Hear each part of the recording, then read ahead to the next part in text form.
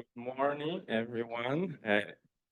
Thank you, Ming. Thank you, Daniel, for inviting me here and giving me a chance to share a bit of my research. I'm very excited. And what I wanted to say, actually, that in the program, you see that my field is plant metabolomics, but today I will not talk a lot about plant metabolomics. It's more natural product chemistry. And of course, I use a lot of mass spec, and we use metabolomics, but in this project, we used mostly like targeted analysis, I would say. So yeah, so I will share with you, like it's a side project of mine, and I will talk about deciphering the mechanisms and evolutionary origins of stereodivergent production of glycoalkaloids in steroidal glycoalkaloids and why they're special, why we study their biosynthesis and structure.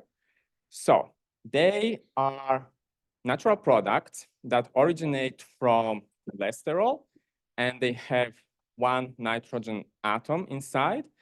And this aglycon that is derived from cholesterol is modified with multiple sugars.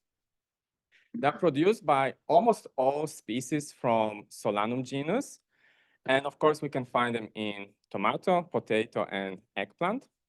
They display anti-nutritional properties. What does it mean? It means that they can be toxic. So if you, for example, eat uncooked potato, you can get really sick. Also, eating unripe tomato might be not the best idea. And they also have bitter taste. And what else we know and why they are also important is that they play an important role in plant defense. What do we know about the biosynthetic pathway? We know a lot. We know really almost everything. So we know all the enzymes involved in the biosynthetic pathway. And we can divide this biosynthetic pathway into two different parts. So first one would be biosynthesis of an aglycon that is derived from cholesterol that later on is modified by cytochromes P450 or dioxygenases.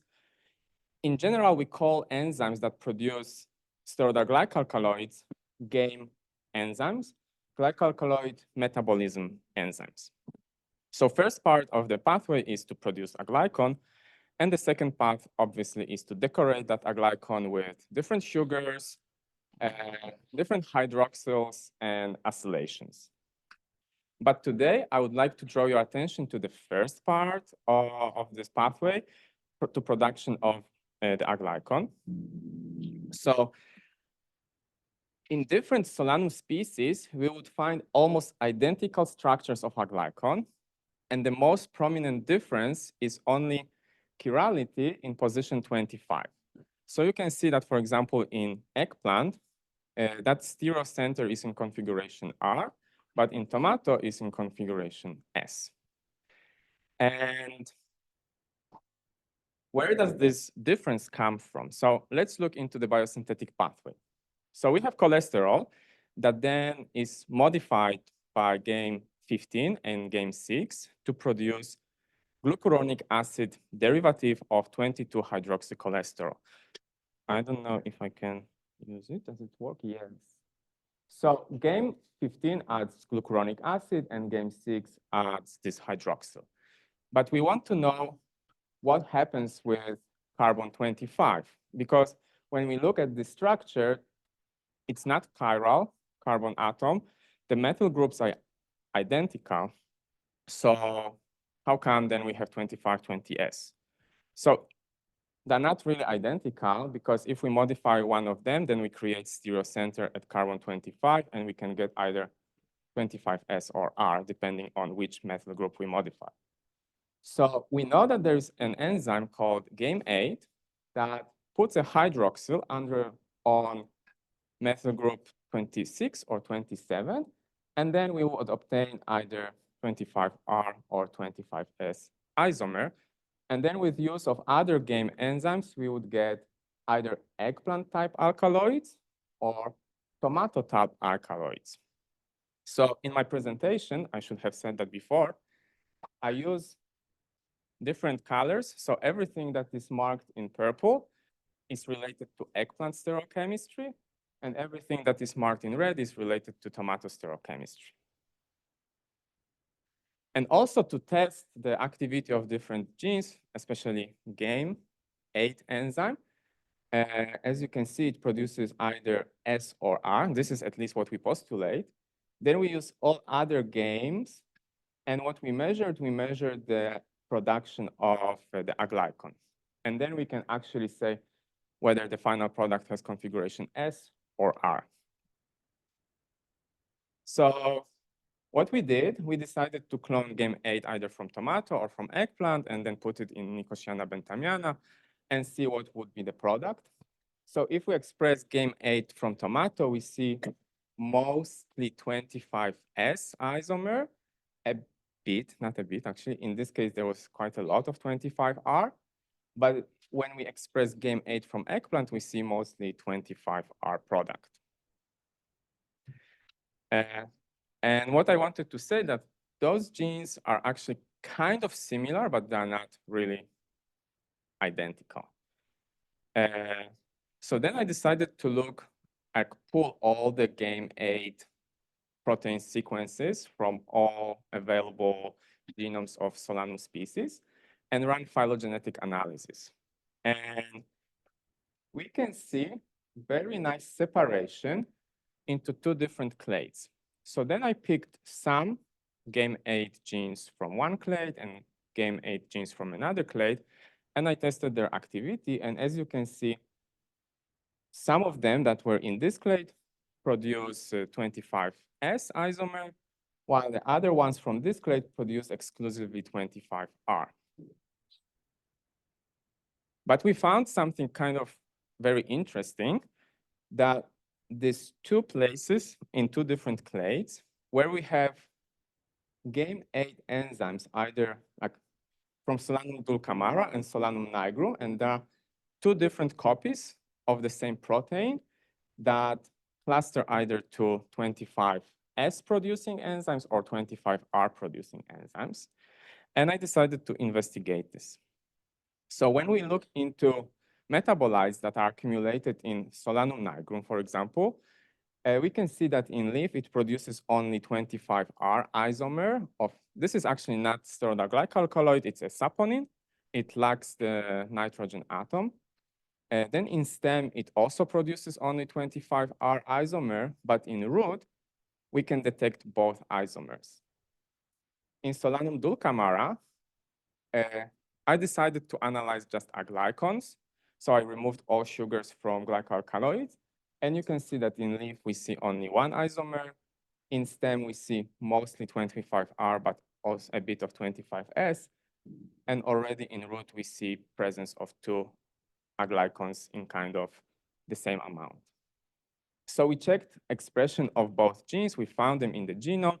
And it actually looks that they are two completely, not completely different, that we can distinguish them from each other, and then we can check their expression in different tissues. And you can see that in Solanum nigrum, GAME8 that produces 25S product is expressed very poorly, but only in root and not in other tissues, which correlates beautifully to the CMS results. And in Solanum dulcamara, we see very, very high expression of 20S producing gene in root and a bit in stem, but not in leaf. So then, of course, we cloned them. We confirmed what they can do. Solanum nigrum first, GAME8 produces only eggplant type of product. Second one produces mostly tomato type of product. And the same thing happened with Solanum dulcamara. So we started thinking about what actually happened in the genome or genomes of Solanaceae family, which is very huge family of plants. And we tried to find first species that actually has GAME8 gene in the genome. So first one that I found in available genomes was Petunia. And in Petunia, we can find one GAME8 gene that encodes protein that will produce 25R product. In Nicotiana tabacum, we can find also one gene, but it's not actually functional. That's why it's in yellow. Then in capsicum, which is pepper, we can already find 2 copies of identical gene, and it will produce 25R isomer. But then when we go into Solanum genus, suddenly crazy things happen. So we have, in Solanum nigrum, we have 3 copies of the same gene. 2 of them encode protein that would produce 25S, tomato product, and 1 that produces eggplant metabolite. In Dulcamara, we have only 2. 1 produces eggplant and 1 produces tomato metabolites. In potato and in tomato, we see identical copies that would produce the same thing. And in eggplant, there are 2 copies that produce eggplant type metabolites. So we started thinking, okay, this is not. So as you could see, we postulate that the first enzyme, first gene that actually emerged was producing eggplant type metabolites.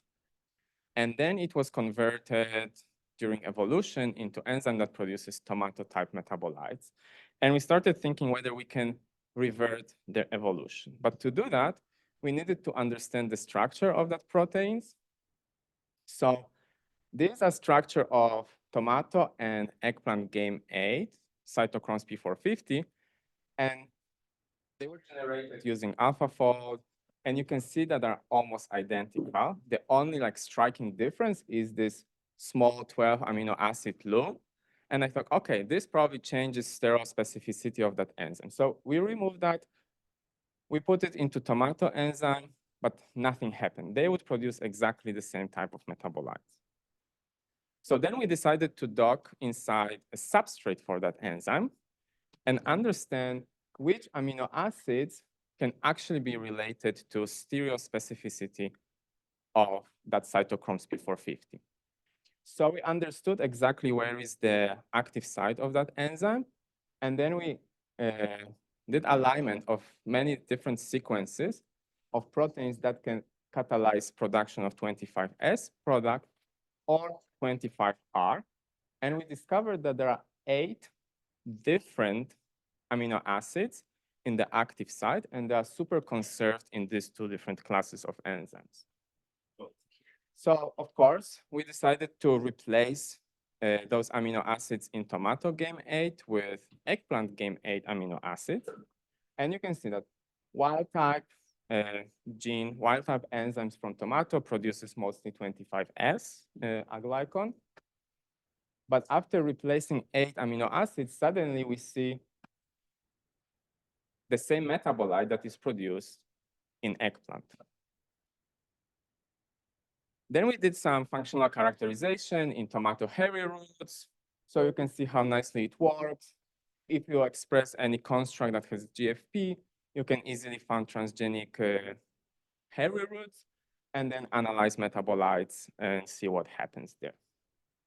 So if you silence game 8 in hairy roots of tomato, there are no glycoalkaloids. If you silence game 8 from tomato but overexpress game 8 from eggplant, you see beautiful production of 25R isomer. So these are glycoalkaloids, and this is just analysis of their aglycons. And I will not talk more about that. But what was very interesting, I said that in Solanum, in tomato, we predominantly see production of 25S isomers. But I decided to look into different wild accessions of tomato that are coming from different parts of South America. And most of them behave exactly the same as regular tomato that we eat. They produce 1 isomer. However, there were 2 species, Solanum pennelli, that comes from Peru, and Solanum chesmanie that comes from Galapagos Islands, that they could produce also 2nd isomer. So I wanted to investigate it a bit more.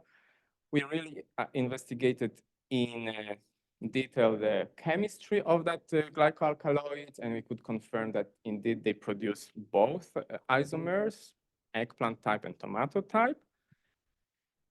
Then we clone them. So I was able to clone only one copy of game 8 from Solanum chessmania, and that one could produce already two different isomers.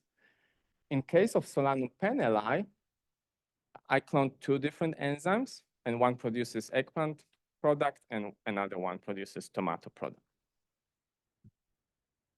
And you can see here that if we use also these two game 8 product enzymes from Solanum pennelli in phylogenetic tree, you can see that they all cluster in the clay that should produce 25S product, but still this one is producing 25R1.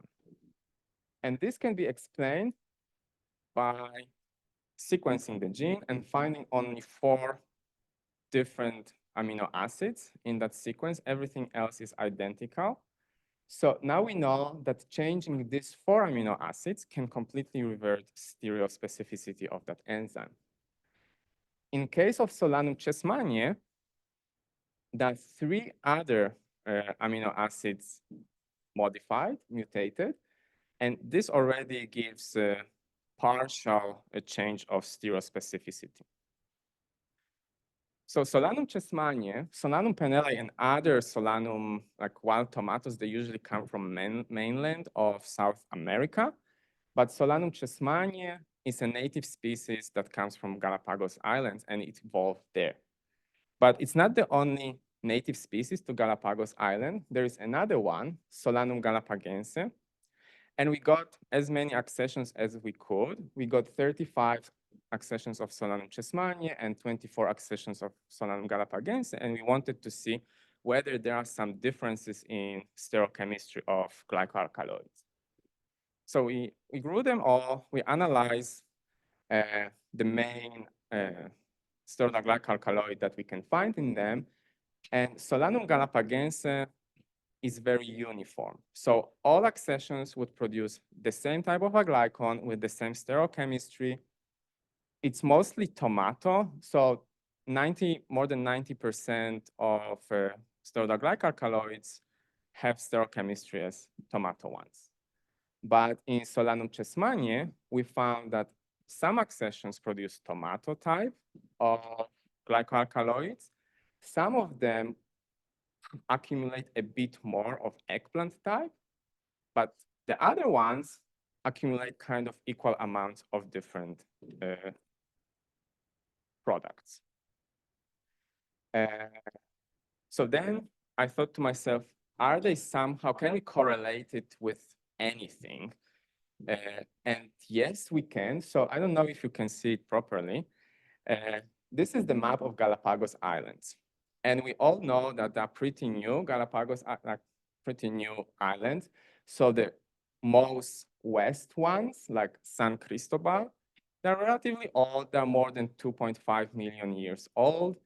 And almost all Solanum chessmania accessions from that old island produce tomato type glycoalkaloids, except this one that I actually think it was found next to port. And I think it arrived from another island. So I don't think it originally comes from there.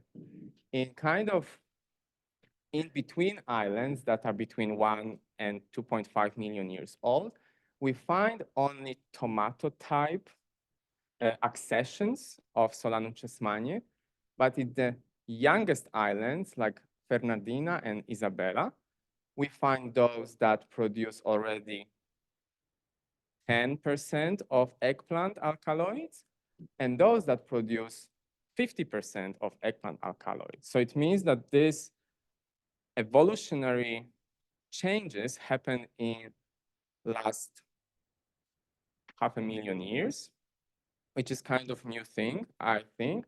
So for now, this is all I have on that. We are now working on sequencing all of these accessions to see what are the differences in genomic sequence and how can we correlate that with all the differences in metabolome. And we will also run proper metabolomics on that. So stay tuned. One day we'll talk not only about steroidoglycoalkaloids, but probably also many other classes of metabolites. And this is very quick summary about this project. So the origin of stereodivergent biosynthesis of glycoalkaloids stems from divergent evolution of game8 enzyme. Tomato produces 25S, eggplant produces 25R compounds. But also, it's not only eggplant, I didn't talk about it, but the Solanum species can be divided into few different groups. So there is like old world Solanum plants and spiny Solanum. So they all produce 25R and the rest mostly 25S.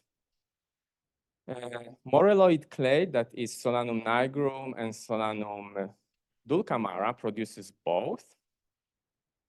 Game8 duplication that happened during evolution actually make it possible. So it was like a source of neo-functionalization, and then that's why we can get two different stereochemistries.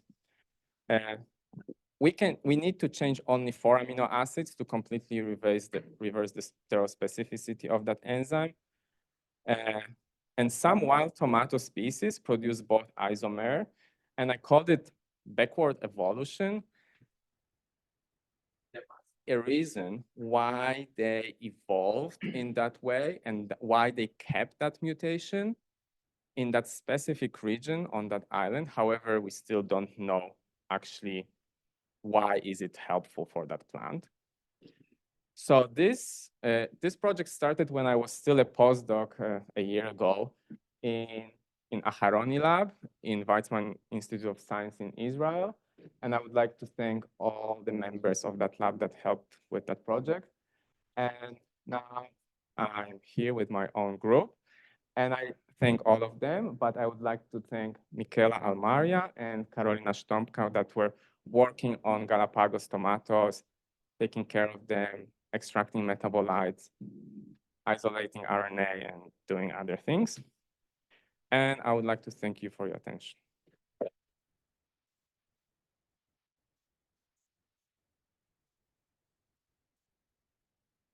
you so much, Adam. Very interesting insights. I guess we have some time for questions. I'm sure there might be some, especially about microbial interactions. So feel free to ask Adam. I'm happy to. Yes. Good. Thank you very much. I'm glad this is not a bit what I'm doing because then I'll be starving. Just wondering what is the importance of these glycoalkaloids in terms of the nutritional value that we see in the world that we want or care more of these foods to have a higher nutritional value, like golden rice and things like that. How do you see in the perspective of these glycoalkaloids in terms of the development of the tomato or eggplant, but to add some nutritional value? So I don't think they have direct nutritional value for us. I mean, okay, so I mentioned that if you eat unripe tomato, it's not good, but people usually don't eat green tomatoes. So tomato, when it's unripe, produces a lot of alpha-tomatin that is bitter and toxic, but during ripening, it is modified to another molecule that is called esculazide A, that is not bitter and not toxic. We don't feel it at all, and we can freely eat. So it doesn't affect nutritional value of tomato. But they are very important because if you remove completely glycoalkaloids from tomato plant or potato plant, that's super susceptible to any pathogen attack, insect attack. So nothing can really grow. We did experiment in a greenhouse that kind of is controlled environment, but after a few weeks, like plants without stereoglycoalkaloids were gone, completely eaten. So that's important to protect plants from pests. Makes sense. And in terms of development, there's just developing of monoculture crops and things like that. That is good. Thanks. Thank you. Yeah. Sorry. Do you want to go ahead? Sure. I was just curious, as sort of a follow-up for that, do you think that might be why there's the different expression profile in roots? And So this is what I thought. I tried to so I tested something. So I could separate these two molecules. I had like a pure compound with S configuration and with R. And then I tested them like very simple in vitro assay with fungus, but there was no difference. But I tested only one thing. Out there are millions of things. So maybe one day I thought to do experiment, maybe at some point, because it's unpublished data. So when we publish that, maybe someone will ask for microbiome changes, and this is what I would like to check. How much are they secreted? They are. Yes.